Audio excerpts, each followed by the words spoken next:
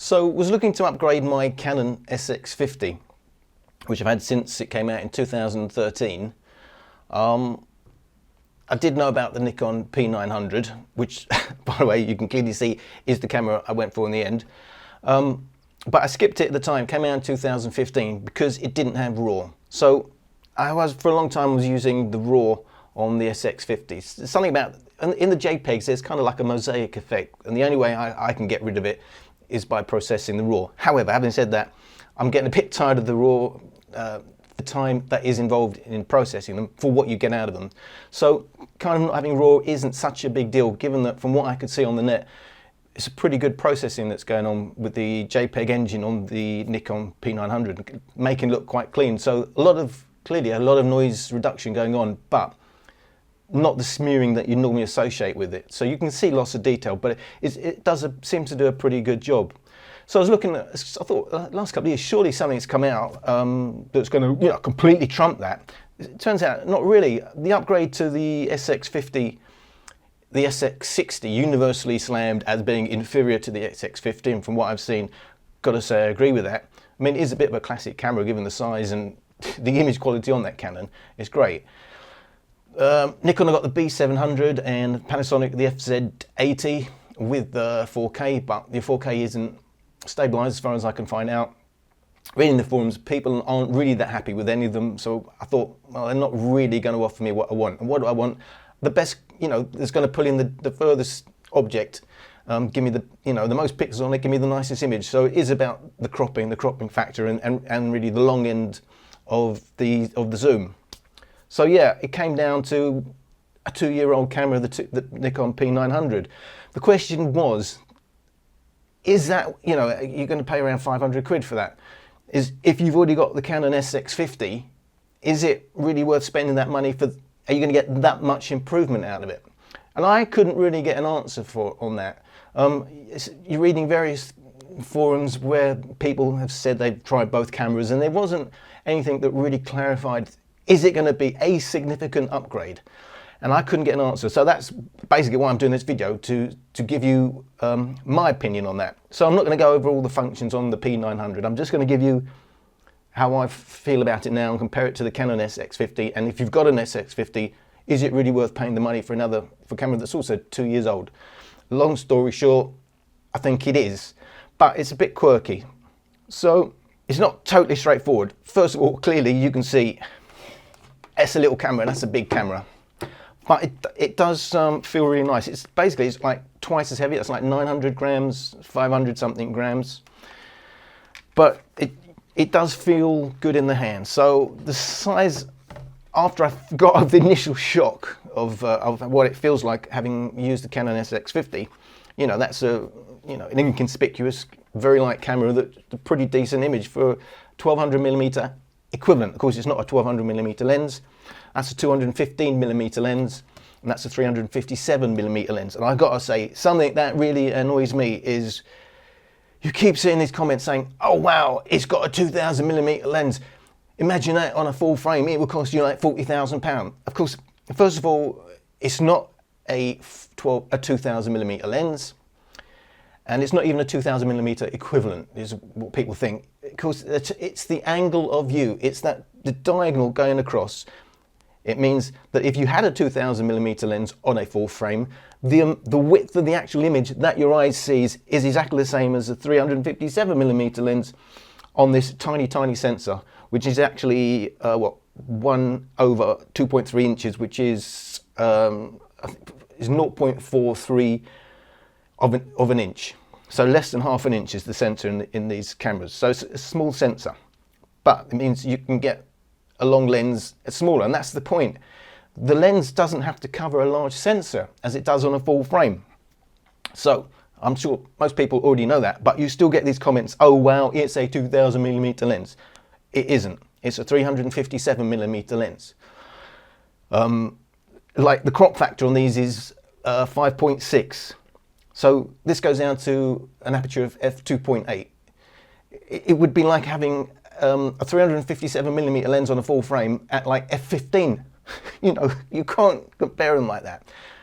What the benefit is you get the same angle of view, and a lot more pixels on that image than you would get if you had to crop down a full frame with a 357mm lens to get the same angle of view. So it's not quite the same, but yeah, they do offer real benefits, I have to say.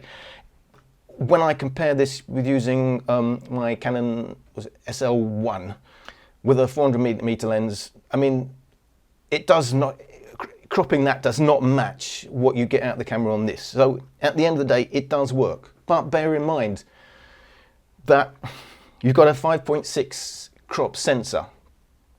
And what that means is, if you are comparing it to a full frame, which you should do, because if you're going to call this 2000mm lens, it means that when you shoot with ISO 100, the formula for working out what that equivalent ISO for the equivalent amount of light would be on a full frame, it's the ISO times the crop factor squared.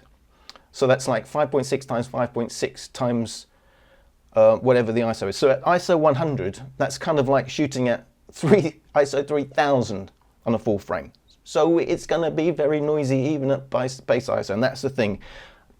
After ISO 400, it's unusable. I only use this in good sunlight. Other than that, I mean, some people will use this as a general all-round lens because f2.8 does give you some leeway. If you're using it wide and maybe indoors, it does have a flash. By the way, the flash on that is a lot more powerful than that one. It's rated at 11.5 meters as opposed to 6.6 meters, I believe. So it's basically twice as far at base ISO if you're going to use it that way. So comparing the two cameras and my thoughts on it. So yes, it is a nice upgrade, but it's quirky. So you've really got to get used to the settings on this. Now, when I took the two out together and I started to use them together, the first thing that was obvious to me was this: the sx50 is really consistent. I know what I'm going to get out of it basically before I take the picture. It's consistent. It never lets me down.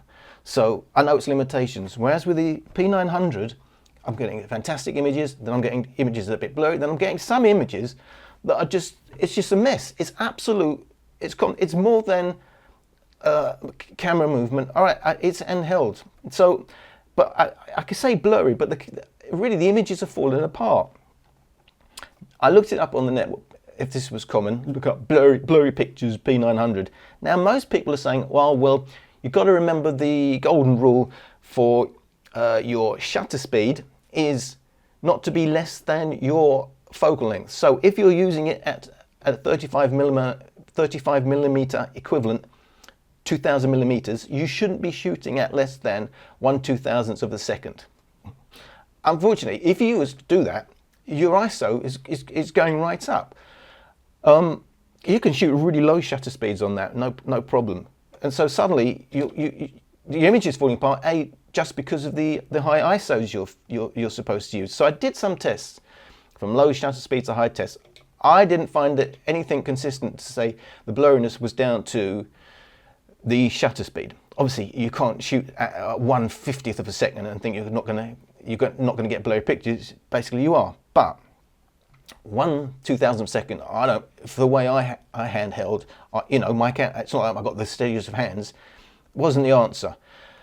I found the sweet spot for shutter speed was 1/640th of a second. Now, obviously, the further away your image is, the higher you're going to need to go, because as the image gets further away, for the same amount of camera movement, the image is actually moving more in the field of view.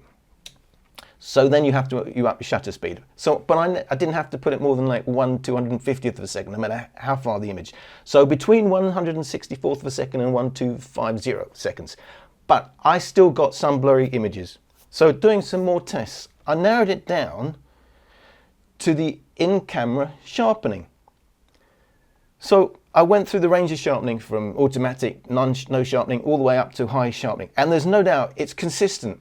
As the sharpening goes up, so does this apparent blurriness and the falling apart of the image. So as far as I'm concerned, there's a problem with the algorithm that the in-camera sharpening is using. It's getting something wrong, and it's just tearing, what can I describe as tearing some images apart. So what some people say is blurriness, to me it's like the image is just falling apart. It's more than blurriness, and it's totally down to in-camera sharpening.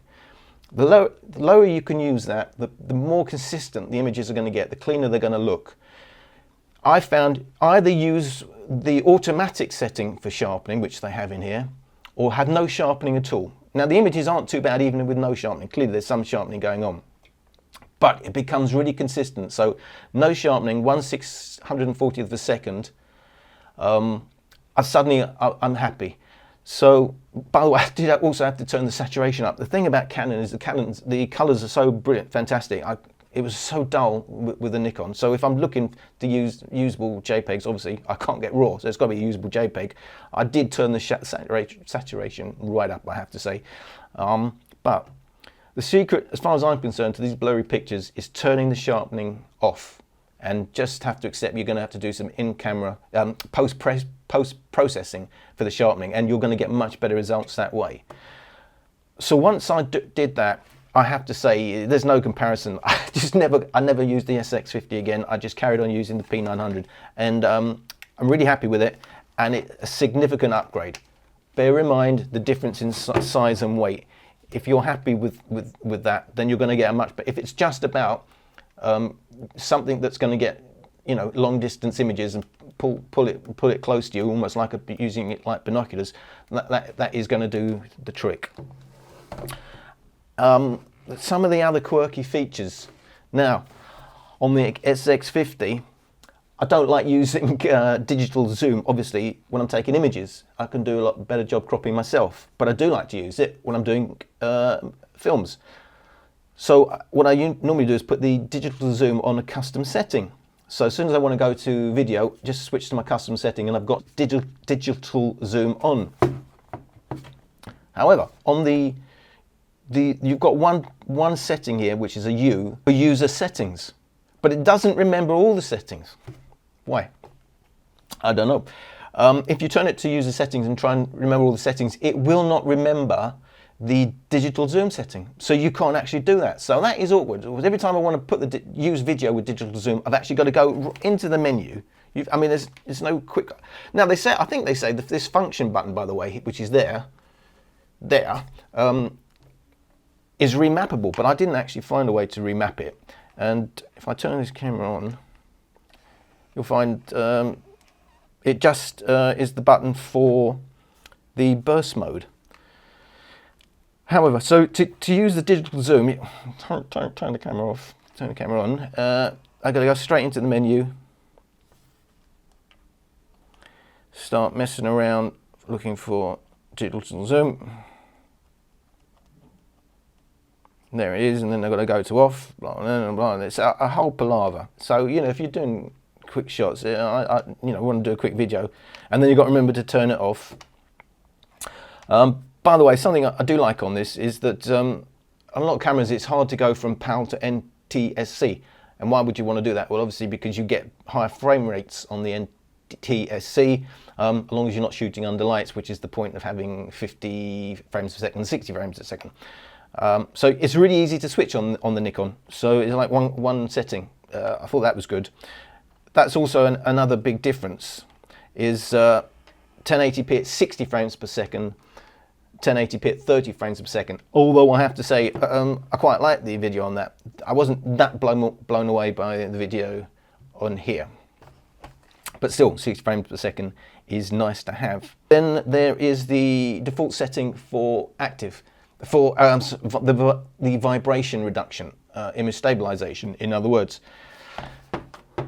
The default setting is something I think they call it standard or normal. And then there's another setting that you have to go in and switch it to if you want. We call it active. Now they say active is only for if you're panoramic kind of moving, i.e. if you're in a car and it's going like that. So for that large kind of movement, it goes to active. However, trying the two different modes, I hardly saw any difference. And if there's any difference, I think active was better in all situations. Reading up on the forums, other people seem to have the same experience.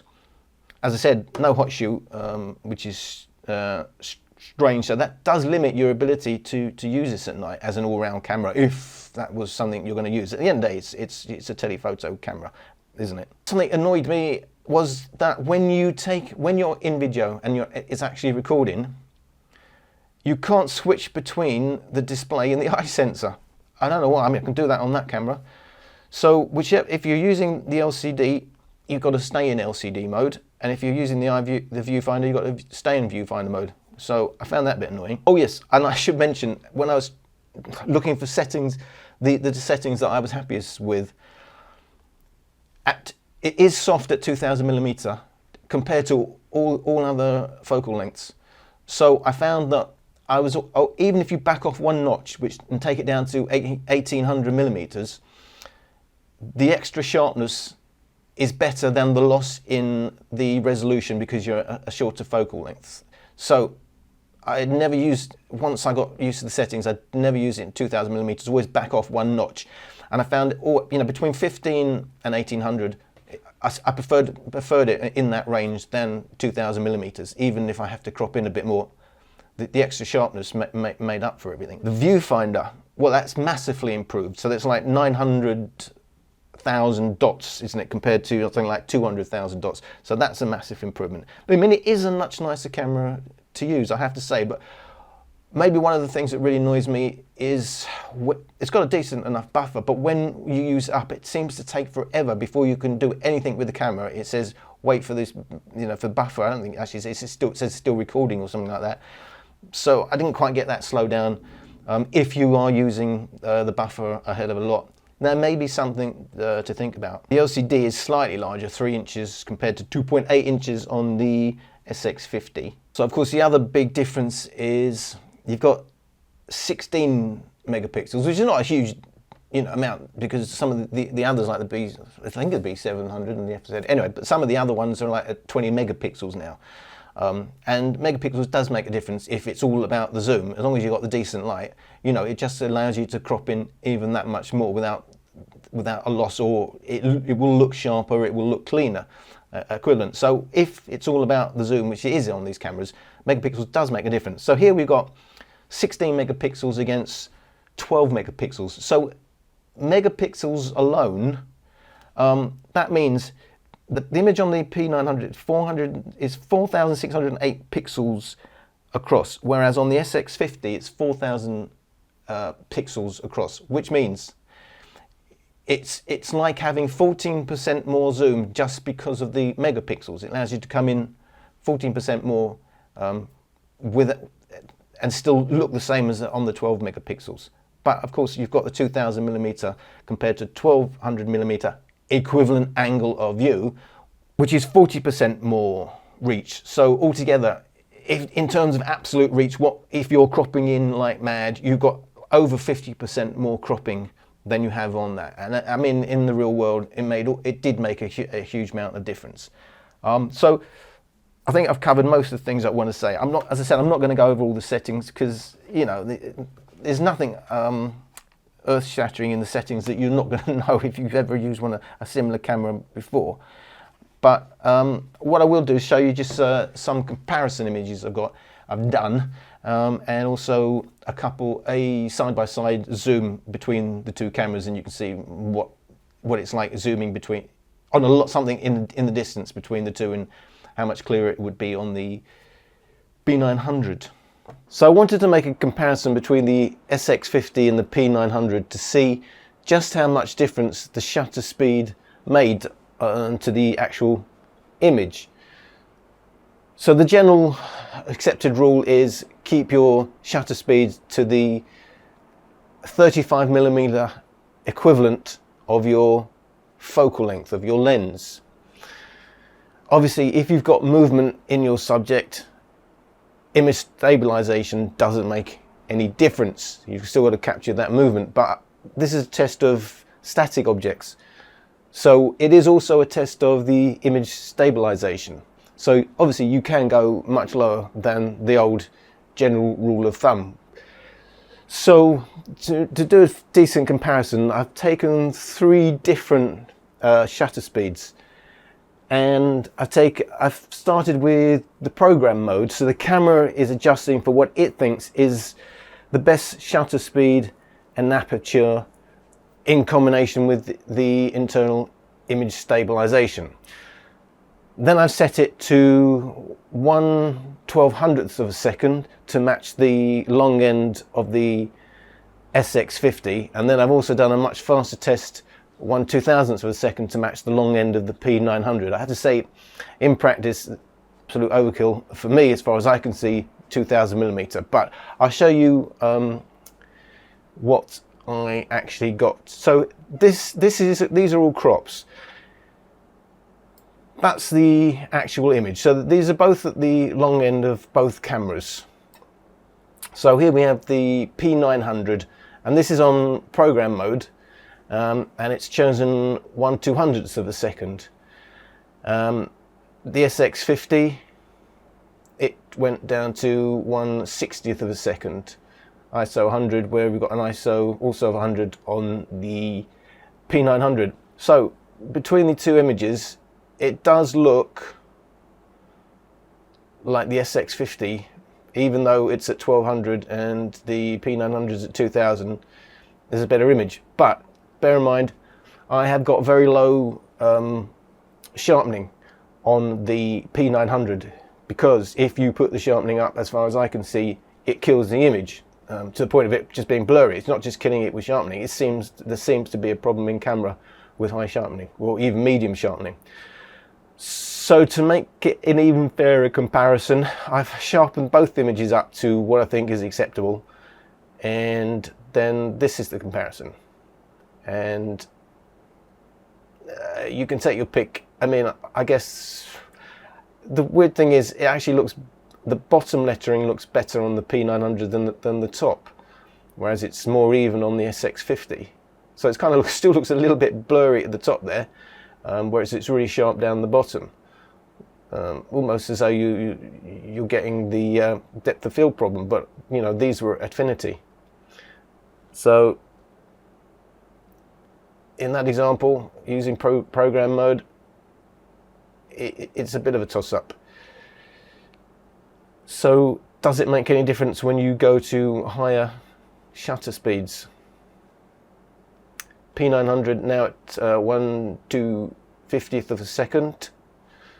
Obviously, I haven't resharpened this. It looks blurrier because there's no sharpening going on there.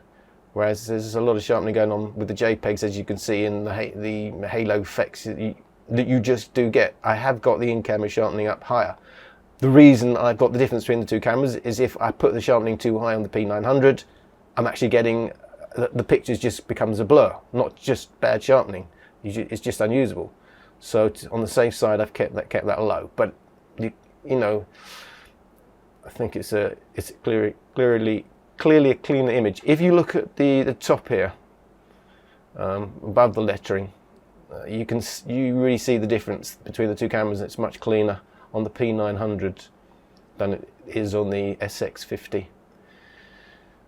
So the P900 is clearly better, but if you've already got the sx50, you know, the question is that worth the step up and the big difference in size of the cameras?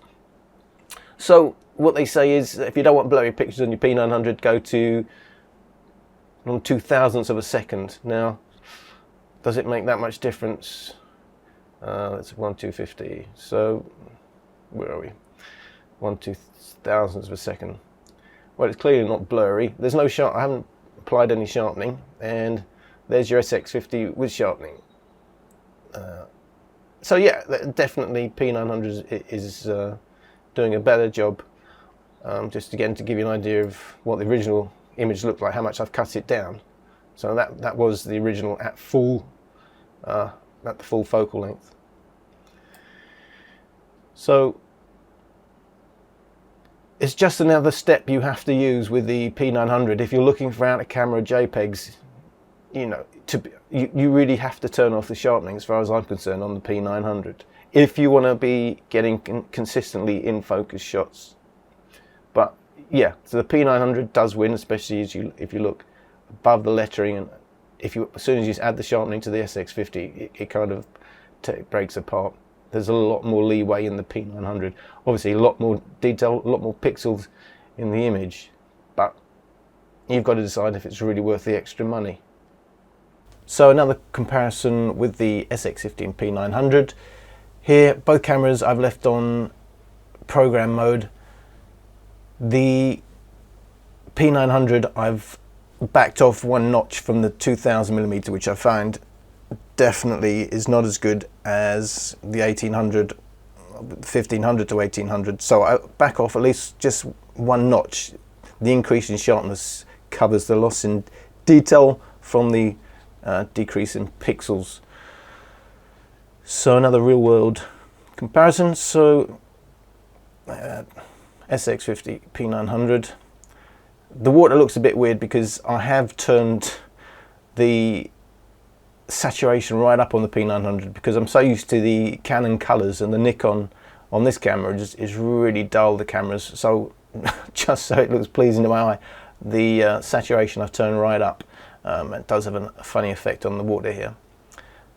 So, but if you look at the ring there, you know, it's obvious again, those extra pixels.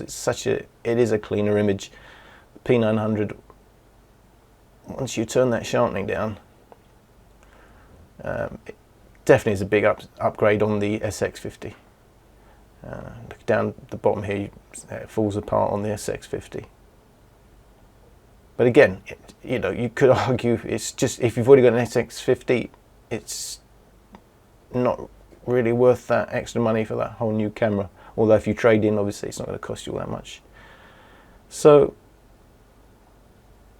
again, P900, it's just cleaner. sx50, obviously you can go in and sort the raw out a little bit on the sx50, but it doesn't really gain you that much, not for the work involved. So have a look here at this. I don't know what it is it some sort of buoy or something? I've taken a crop of that,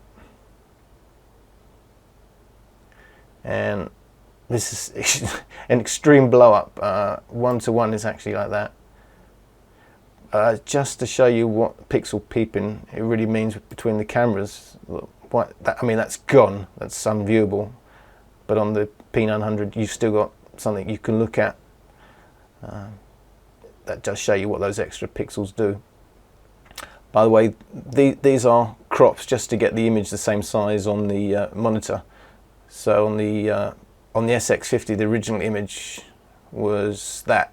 I've cropped it down so they look the same size on screen, as you would do if you're trying to just get, you know, when you're using it at the long end, presumably you're using it in television mode, you're just wanting the center of that image, whatever it is. That's really what you're looking at in the real world. That's the center of the image, not the whole image. But anyway, for good comparison between the two, that's what I've done. So that's the difference in from 1200 to 1800. That's the sx50, and that was the original P900. So yeah, once you sort out the settings on the P900, which, by the way, I think this is the sweet point, 1/640th of a second down one notch, sharpening right down, then it's a pretty consistent camera. And yeah, I am happy with the difference between the sx50 and the P900 overall. Another comparison, these are the original images. It's the P900, that's the sx50. So looking at the crops, there's no comparison here. The P900, I mean, I have left the sx50 in program mode and has chosen rather different settings, so half the shutter speed, half the ISO.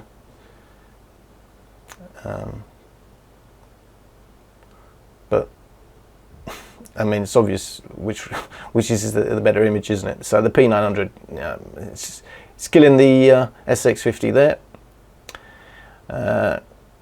A couple more shots. So I'm using this because that black blanket towel, whatever it is, makes a great target. So original images.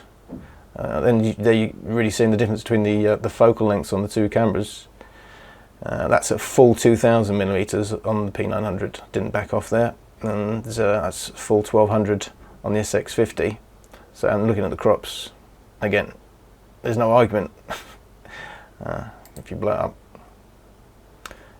Yeah, the P900.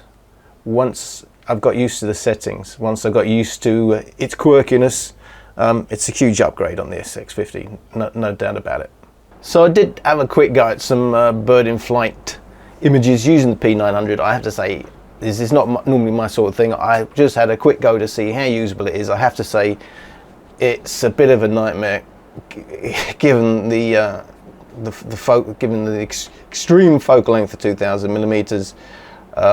Even though I'm not actually at 2000 millimeters here. Here I'm at just 500 millimeters. But I did find it with the focus really hard to quickly nail a shot, and these are pretty much awful. I mean, they are awful, and they're basically at the base ISO. There's nothing sharp. I'm not saying this is where my skills are. I'm just saying I found it unusable. But birds in flight, I mean, that's almost in focus, but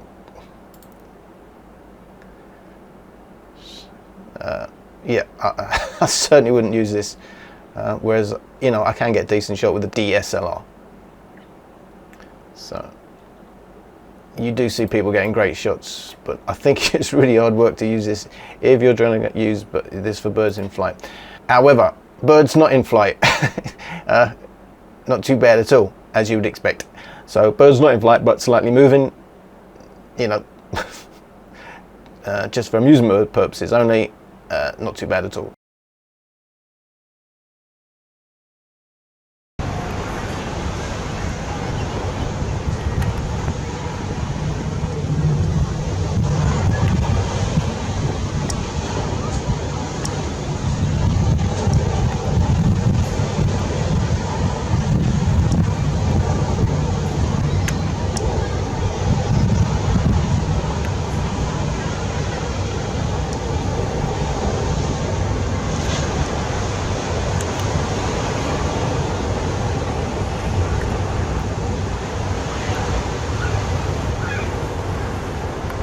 So, wrapping the whole thing up, first of all, if you're just looking for a huge telezoom, it's a really nice camera once you've sorted out your settings. It's quirky it's really particular, whereas like on my Canon, you can safely do a lot of things, and it's not going to react significally like it does like with the sharpening when the image falls apart. So I would highly recommend this still as probably the best zoom you're going to get out there.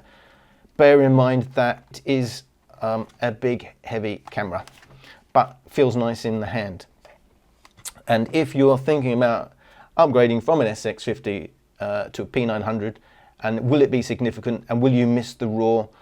No, in my opinion you won't, and you're going to be really happy with this camera as long as you don't actually have need of the hot shoe. I think it is a really nice camera, and still that's probably why they haven't replaced it, isn't it? I mean, hopefully at some point they'll stick some 4K in, and then it would be awesome, because that would be, in terms of your HD video, it'd be like doubling your actual reach. You can actually digitally zoom in to 4000 millimeters, and it would be actually better than HD at 2000 millimeters, because that's that much more information in the image to start with. So yeah, I hope that you got something useful out of that. Thank you.